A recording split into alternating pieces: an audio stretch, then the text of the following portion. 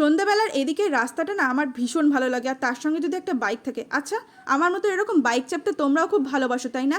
আজকে গিয়ে প্রথমে চোখে পড়েছিল আম। এবারে সিজনে জানো তো একদমই আম খাওয়া হয়নি, কারণ আমাদের এখানে গাছ থাকলেও আম তো হয়ইনি। তাই আম নিয়ে নিয়েছিলাম, আর ওখানে পার্থ বলছিল আমটা ধরে একটু এরকম করো, তাই একটু হাসাহাসি করছিলাম। আর তারপরে বাজারের মূল আকর্ষণ ছিল এই চই ঝাল, অনেক দিন ধরে খুঁজছি, দেখতেই পাই না। আমি তো গিয়েই প্রথমে এইটা নিয়ে নিয়েছি। এগুলো না অনেকটা আম কাঠের মতো দেখতে, এগুলোকে ছাড়িয়ে তরকারির মধ্যে দিলে ভীষণ টেস্ট হয়, সর্দি কাশিও খুব কম হয়। আর বাজারে এত বড় বড় মাছ দেখেছি, সত্যি ওই মাছগুলো দেখে না আমি ভয় পেয়ে গেছিলাম, আর হাতে তুলতেই পারছিলাম না। ওখান থেকে একটু কিছু সবজি নিতে গিয়েছি, আর পটলগুলো দেখে আমি পুরো বসে পড়েছি। আর ও আমাকে বলছে, এই দেখো পটল বিক্রি করতে বসেছো নাকি তুমি? আর বাজারের থলেটা এত ভারী হয়েছিল, ও এত বদমাইশ, ও আগে বাইক নিয়ে আসতে চলে গিয়েছে, পিছনে আমি ব্যাগটা বয়ে বয়ে নিয়েই আসতে পারছি না। তারপর হাতটার অবস্থা খুব খারাপ হয়ে গেছিলো। বাড়ি এসে খাওয়া দাওয়া করার পর আমটা কেটে বসেছি। ওই যে ওরা ভালোটা খেয়ে নিয়েছে, আর আমি আটি হয়ে গড়াগড়ি খাচ্ছি। তাই বলছি আমি আজকে সবাইকে দেখাবো যে আমি আটিই খাই। আজকের মতো ভিডিওটাই পর্যন্ত, দেখা হচ্ছে নেক্সট ব্লগে, টাটা।